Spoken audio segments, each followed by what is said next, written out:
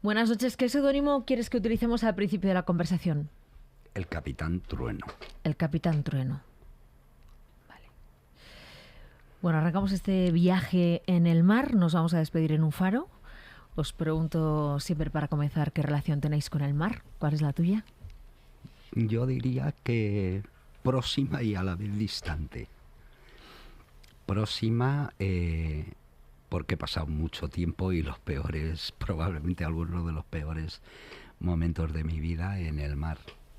Distante porque soy hombre de tierra adentro, en el que siempre me ha gustado tener los pies bien anclados en el suelo. Ah, sí. Vamos a ir a una escena. Intenta volver a la época en la que después del cole repartías leche. Llévame a ese trayecto. No sé si ibais con furgoneta, dónde llevabais la leche, si ibais de vecino en vecino. ¿Cómo era eso? No. Bueno, primero eran los duros tiempos de la posguerra. Hay que recordar que la renta per cápita de los españoles en 1936 eran $300, que era muy poco. En nuestro país era un país pobre del que se iba la gente porque pasaba hambre. Está bien recordarlo en nuestros días, ¿no? Y que esa renta per cápita cae durante la guerra, la desgraciada guerra civil española, en la posguerra, y no empieza a recuperarse hasta 1956. Así que éramos un país pobre, de una familia muy humilde que se dedicaba a repartir leche por el barrio, y lo que llevamos era una especie de carricoche que mi madre iba empujando entonces las botellas de leche iban metidas como en 6, y parábamos en un sitio, mi madre se iba a unas casas o a un bloque a llevar la leche y yo a otro. ¿Y te conocían los vecinos? Bueno, los vecinos, a un niño de 6 años le cuidaban bien. ¿Te sientes, o sea, cuando piensas en esa época, te resulta, a pesar de la circunstancia, obviamente, una época luminosa, a pesar, digo, de la circunstancia, plena posguerra, año 1956, por ahí? Fui un niño feliz, y mis hermanos también. Y ahora, con el tiempo, hace poco leía la importancia de que los niños sean felices para su desarrollo. Y entonces yo, sobre todo, lo que tuve es 2 padres que nos querían, que se mataron a trabajar por nosotros, pero hasta el último día de su vida. Mi padre murió con 99 años prácticamente, mi madre con 83. Yo no he conocido a mis padres de otra forma que trabajando. No tuvieron un día de vacaciones, no salieron de vacaciones a ningún lado. Ya cuando los hijos fuimos mayores, los raptábamos, los metíamos dentro del coche y les podíamos llevar a cualquier otro lado, ¿no? Pero mis padres no entendieron la vida. Bueno, digo mis padres porque les sigo queriendo mucho, pero aquella generación no entendió la vida nada más que desde el puro esfuerzo y desde el puro sacrificio. Y lo recuerdo muchas veces, lo recuerdo porque somos herederos de su esfuerzo. Es decir, este es un país hoy en día de los más prósperos y que se vive mejor, y yo durante un tiempo que fui muy revolucionario y quise cambiar el mundo, muchas veces pensé, esto es porque nosotros nos movilizamos y tal. Bueno, nuestros padres nos legaron el mundo que hoy vivimos. Sabes que tengo una escena que, relatando tú eso, que habías visto y que viste toda la vida a tus padres trabajando con esa cultura del esfuerzo, pero tengo una imagen probablemente muy bella, que son tus padres en las fiestas del barrio de campamento, una noche, bailando esto.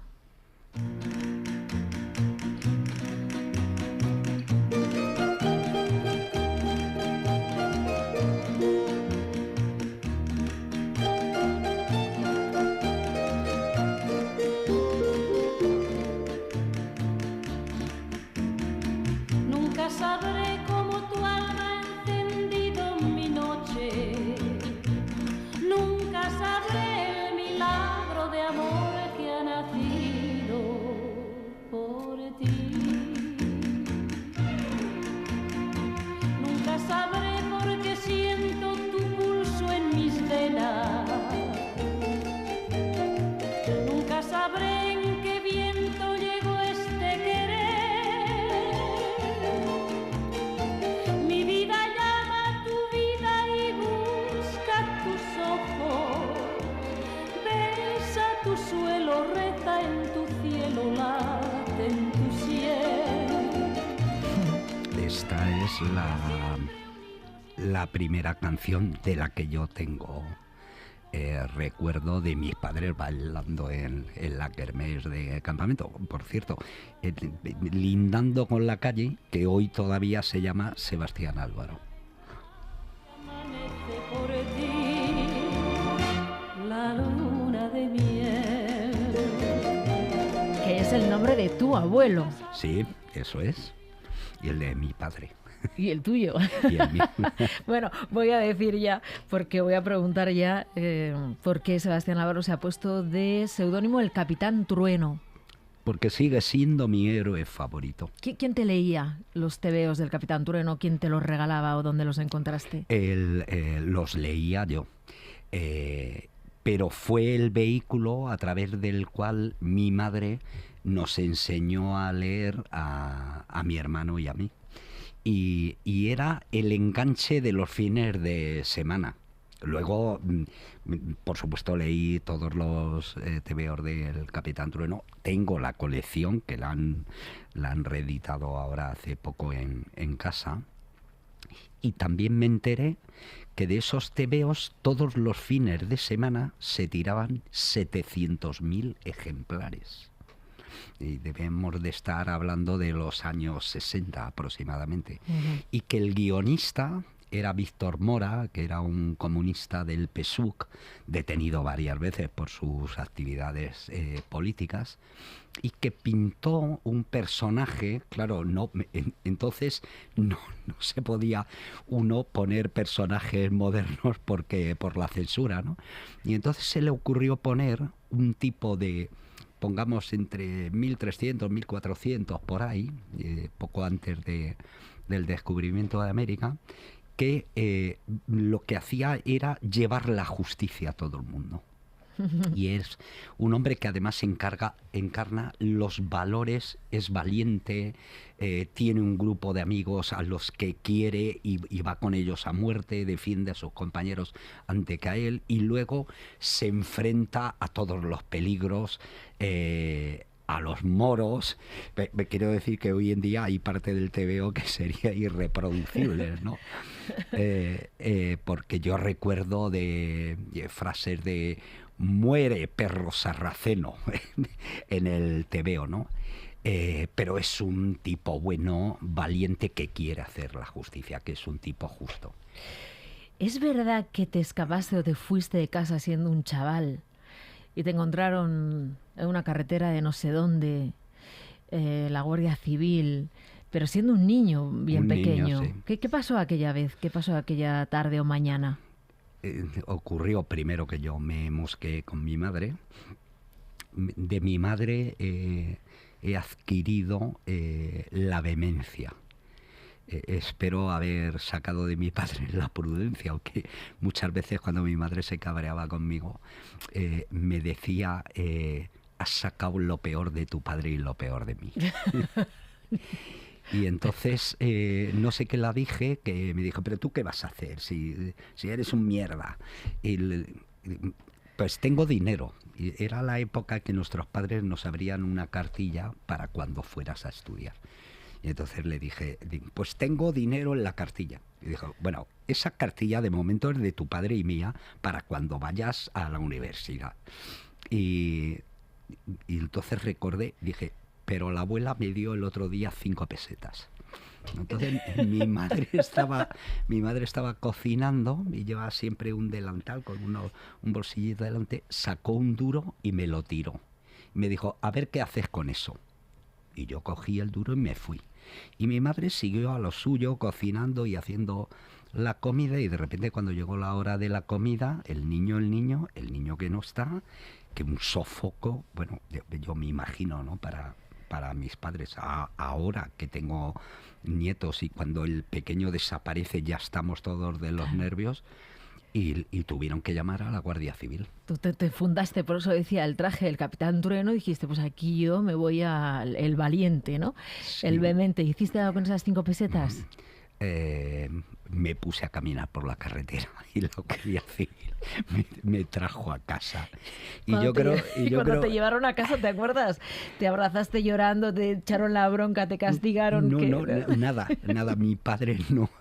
Una de las últimas cosas, porque mi padre los 3 o 4 últimos años, que perdió un poco la cabeza, pero justo un poquito antes seguimos haciendo mucha vida de familia. En una comida familiar yo estaba al lado de mi padre y no sé de qué estábamos hablando, que mi padre me dijo: si ese día le dejo a tu madre, te estrangula con sus propias manos. Claro que tenía, claro. El susto. Y yo creo que mi madre fue el día que se dio cuenta que había tenido un hijo aventurero. Que no. Y ahora que veo al pequeño de mis nietos, me veo muy retratado en él, por lo mismo, ¿no? Es muy buena persona, pero es un orgulloso y no se viene atrás. Y da igual que le plantes cara a la madre, el padre, da igual que le regañe, da igual. Claro, hablabas de la vehemencia y de la prudencia, ¿no? Tú esperas sacar la vehemencia de tu madre y la prudencia de tu padre. Es que esos 2 valores son fundamentales para la montaña. Eso es. No sé para otro. Yo creo que para la vida en general. Hablando como hablas de la familia, ¿eras una familia numerosa? ¿Erais muchos hermanos, Sebastián? Éramos 4. 4 hermanos. 4 y una niña que duró, la primera que tuvieron, que duró 1 mes o 2 y que mis padres jamás hablaron de esa historia, de lo duro que debió ser aquello. Hablando así como hablas de la familia, entiendo, ya lo hemos hablado tú y yo alguna vez, que lo de ser un aventurero tiene esas 2 caras, que es por un lado seguir el instinto de uno, la curiosidad, el querer descubrir un mundo desconocido, y por otro el separarse de la familia. Cada vez que uno hace esa apuesta, cada vez que hayas hecho una expedición, cada vez que te has ido a la montaña, saber que te separas de tu gente, de tu familia. Ese dilema ha tenido que pesar un montón. Pero he tenido mucha suerte. Primero tuve suerte con mi familia, con mis padres, y luego cuando tardé en casarme, creí yo, hoy en día que la gente se casa mucho más tarde, pues tuve mucha suerte con la mujer que iba a decir que encontré, pero seguramente ella fue la que eligió, ¿no? ¿Ella no se dedica a la montaña, ni al alpinismo, ni a nada de esto? Es muy caminante y siempre fue caminante, pero además, sobre todo, era periodista y trabajaba en Televisión Española. Es decir, mi mujer entendía lo que tenía que ver con mi profesión, con el trabajo. Y luego hemos tenido una vida súper apasionante. Es decir, que nos veíamos poco, pero era muy intenso. Y mi mujer, ahora, que ya tenemos una edad, lo recomienda mucho a las parejas jóvenes. El éxito del matrimonio es verse poco. Y es verdad que ha sido así. Lo que hemos llevado muy mal en casa ha sido la muerte de amigos. Porque yo entré en televisión con 17 años, mientras tanto estaba terminando los estudios de periodismo, bueno, prácticamente como ahora hacen mucha gente, ¿no? Los becarios o cosas así. Pero yo aprendí la profesión de televisión desde dentro y además recorriendo todo el escalafón de todas las profesiones, ¿no?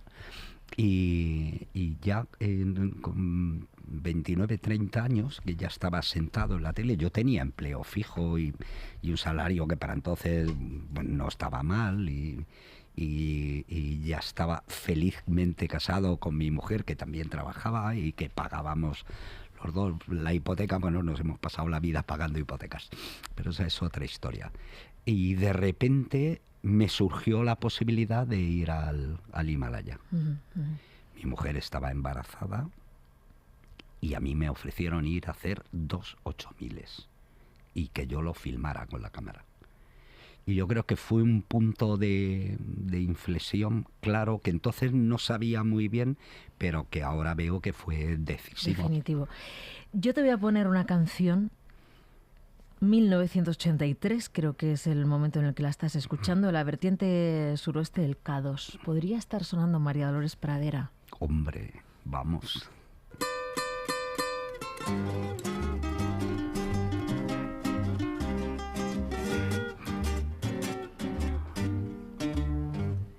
El tiempo que te quede libre, si te es posible, dedícalo a mí. A cambio de mi vida entera, o lo que me queda y que te ofrezco yo. Atiende preferentemente a toda esa gente que te pide amor. Pero el tiempo que te quede libre, si te es posible, dedícalo a mí. El tiempo que te quede libre, si te es posible, dedícalo a mí. No importa que sean 2 minutos o si es uno solo, yo seré feliz. Con tal de que vivamos juntos, lo mejor de todo dedicado a mí. Y luego cuando te reclamen y otra vez te llamen, volveré a decir: el tiempo que te quede libre, son si te es posible, de las canciones que han marcado mi vida. Tu vida. Pero yo lo que me pregunto es, 1983, no hay móviles. Me dices que sonaba María Dolores Pradera en el K2, pero ¿en qué? ¿En un radiocassette? ¿Es que la Claro. cantabais vosotros? La cantábamos nosotros, llevábamos un radiocassette. ¿Ibais con el radiocassette Sí. bien cargadito de pilas? Sí, lógicamente. Y además teníamos walkies. Y esta era la canción, teníamos que ir relevándonos, es decir, por entonces, que además aquella fue una de las expediciones con más gente que hice, había gente trabajando en los campamentos de altura, unos abriendo cuerda, otros porteando y otros descansando en el campo base. Y los del campo base, cada vez que hablaban con la gente de arriba o que estaban escalando, ellos llevaban el walkie abierto y nosotros poníamos el cassette, poníamos al lado el walkie y además les cantábamos. No importa que sean 2 minutos o si es uno solo, yo seré feliz. Con tal de que vivamos juntos, lo mejor de todo dedicado a mí. Y luego cuando te reclamen y otra vez te llamen, volveré a decir: el tiempo que te quede libre, si te es posible, dedícalo a mí. O sea, compartíais esta canción de María Dolores Pradera, esa que queríais escuchar estando allí. Bueno, compartimos varias, pero esta fue la que se hizo popular, sí. Por muchas razones. Bueno, nos poníamos otra también de Lole y Manuel, y luego de la Asamblea de Majaras ha decidido hoy, mañana, buen tiempo, sol y buen tiempo, porque lo necesitábamos. Llegamos a tener 20 días de nevadas sin parar. Porque, ¿sabes, Álvaro? Cuéntame cómo es un campamento base, porque oímos tantas veces a los alpinistas hablar de los campamentos base, pero ¿cómo es? O sea, ¿cómo es? Este en concreto, el peor sitio del mundo. Hay un libro muy famoso de un explorador polar británico que se llama El peor viaje del mundo. Bueno, pues el campamento base de la vertiente suroeste del K2 es el peor campo base del mundo. Es un lugar muy metido en montañas, a unos 5.300 metros. Es un anfiteatro glaciar enorme, rodeado de montañas, que la más baja tiene 6.800 metros, pero la tienes encima del campo base. Luego tienes el K2 y una serie de 7.000. Pero el campo base es donde vosotros dormís, donde hacéis la comida, donde sí, qué. Claro. Sí, y que hay tiendas. Ahí pusimos, me parece que eran como 10 tiendas, 2 tiendas grandes. Había una tienda almacén y cocina, otra que era la tienda comedor, y luego teníamos tiendas para cada 2 alpinistas aproximadamente. Pero era todo muy precario y además fue una expedición, bueno, fue horrorosa en muchos temas, pero para mí fue la mejor lección de aprendizaje. Es decir, tardamos desde que salimos de Madrid en llegar al campo base, un mes. Eran expediciones que duraban 4 meses. Que ahora cuando me voy de casa 40 días me echan la bronca. Digo, cuando me iba 4 meses no. Una estación entera. O sea, te ibas pues imagínate, te ibas en verano y volvías casi en invierno, porque son 40... Pero no 4 meses, es una estación. Pero no solo eso, sino que cuando me fui, mi niño, que ahora lleva la empresa audiovisual, mi niño tenía 1 año y medio. Y cuando llegué, no me reconocía. Yo tenía ganas de ver a mi chica, pero tenía sobre todo ganas de comerme a mi niño a besos, y cuando le quise coger en Barajas no quería, no reconocía al padre. Pero luego además fue muy dura la expedición, pasamos un frío horrible. Los primeros días de la expedición hubo un terremoto y empezaron a caer aludes. Claro, nosotros teníamos puesta la tienda encima de un glaciar que con el terremoto se movió. Era como si había un balanceo de las tiendas y de nosotros, y decíamos, bueno, esto no puede ser. Pero pocos días después cayó una avalancha de un monte de 7.700 metros. Estábamos en el campo base con unas botas muy ligeras, pero en derredor nuestro, para hacer cualquier cosa en un glaciar tienes que atarte, ponerte el arnés. Y entonces vimos que caía a varios kilómetros de distancia y empezamos a filmarlo, a hacer fotos, hasta que ya dije, hostias, calzaros todos calzándose con las botas. No sabíamos, venía la onda expansiva, agarramos todos la tienda adentro, todos agarrados, mientras el impacto del glaciar, de la luz, prácticamente nos hacía volar las tiendas. Es decir, y 2 días o 3 días más tarde, vientos huracanados de más de 100 kilómetros por hora, nos rompió las tiendas, tuvimos que salir a medianoche, atar todas las tiendas porque se las llevaba. Ese fue el comienzo de la expedición. Como decía tu madre. Y que eso se ha perdido en la montaña. Y tú decías esto de este libro, Los conquistadores de lo inútil, ¿no? De lo importante y de lo que atrapa la montaña y la naturaleza y el conocimiento de uno mismo que le da estar viviendo esas situaciones que tú comentas. Ahora sé explicarlo mejor. A ver. No hay cosa más útil que lo que nos hace mejores personas. Lo que es útil en la sociedad actual es lo que se puede monetizar en palabrejas del Facebook o de Twitter, ¿no? Sin la utilidad de lo inútil no habría poesía, no habría música, no habría cuadros como los de Velázquez, y no habría gente que investiga ciencia o que escala montañas por el simple placer de hacerlo. Así que escalar montañas para mí, y desde luego hacer aventura, es el fundamento de mi existencia.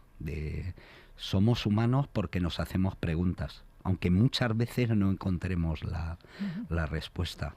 Y la vida se mide en intensidad, en emociones compartidas, además con gente que merece la pena. Yo doy consejos a la gente: no te juntes ni siquiera te pelees con gente tóxica. Déjalos de lado, sigue tu camino y rodéate de gente que te quiere.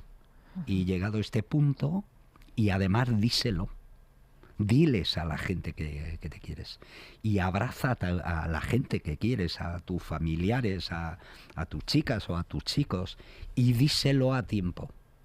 Que yo ha habido a buenos amigos que no he llegado a tiempo de decírselo. Citabas hace unos minutos la muerte de los mejores amigos, la muerte de amigos que has vivido en la montaña. Te marcó muchísimo, lo has dicho en muchas ocasiones, la muerte de Acho Apellaniz. Esa fue un poco la primera gran muerte, la primera gran pérdida que sentiste en la montaña. Yo había perdido amigos, pero la muerte de Acho en el K2 en el 94, lo que pasa es que nos marcó a todos, a todo el equipo. Cuando dices eso de dile a la gente que la quieres, ¿pensabas en él? En que igual sí, te hubiera gustado. En él y en otros. Y en otros, sí. Hasta entonces teníamos unas excusas cojonudas porque éramos muy jóvenes. Yo tenía 40 años y el resto pues 30 y tantos, ¿no?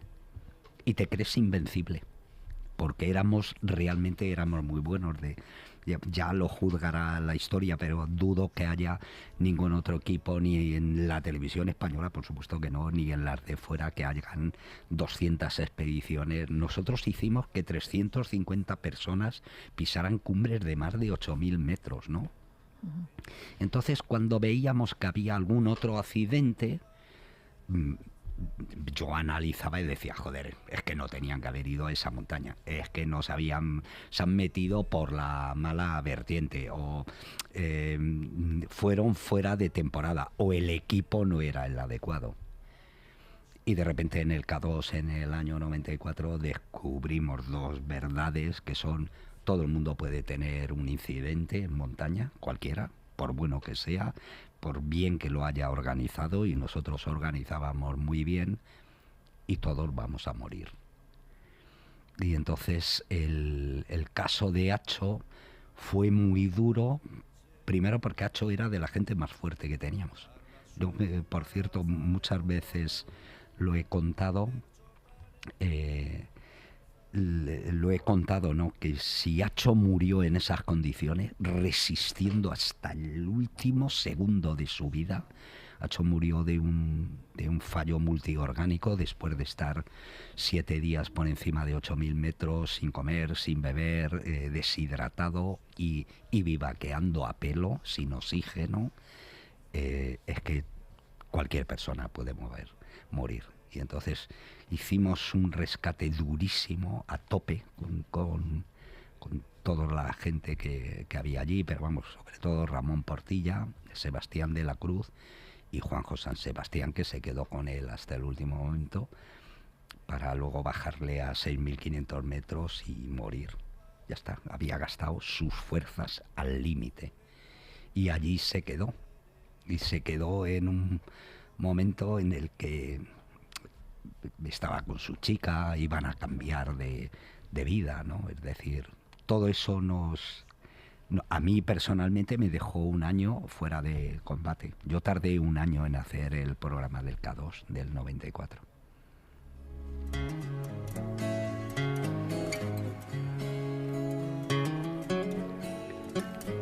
Esta es una hermosísima canción de Benito Lerchundi.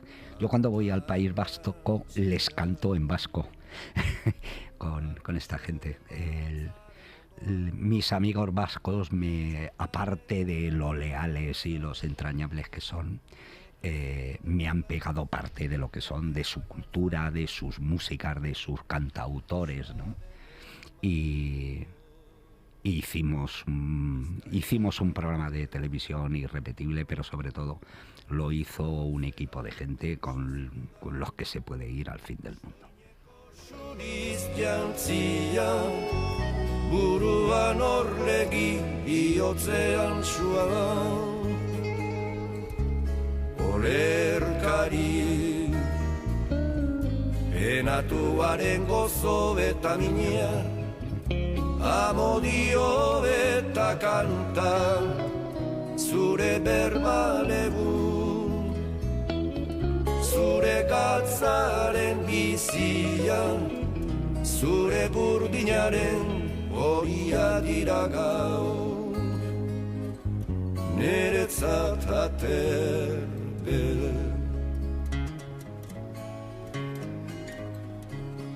30 años al filo de lo imposible, conferencias en todas partes del mundo, libros.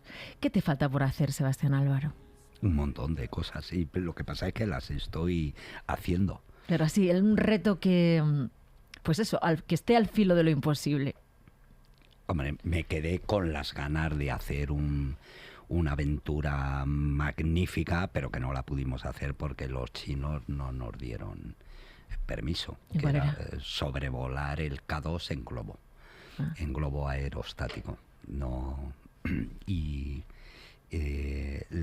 lo quería hacer desde Escardú, que está a 200 kilómetros, sobrevolar el K2 e ir a parar en el desierto de Taklamakan.